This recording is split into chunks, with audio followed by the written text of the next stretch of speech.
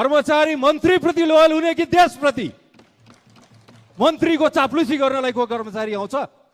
आज प्रधानमन्त्रीले अर्को एउटा कुरा भनेर जानुभयो कि एउटा कर्मचारीको सरुवा हुँदै गर्दा ऊ मन्त्रीप्रति लोयल हुने। कर्मचारी मन्त्रीप्रति लोयल हुने कि देशप्रति?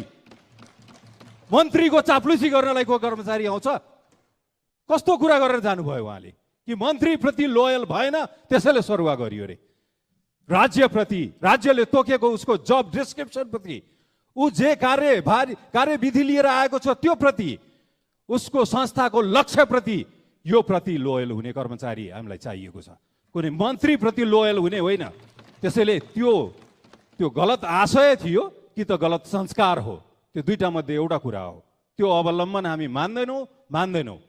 त्यसैले गर्दा मन्त्रीप्रति लोयल हुने प्रहरी, कर्मचारी यस्तो छोडौँ संस्कार। यो सेपरेसन अफ पावर भन्छ। लोकतन्त्र मान्नुहुन्छ तपाईहरू भने सेपरेसन अफ पावर पनि मान्नुहोस्।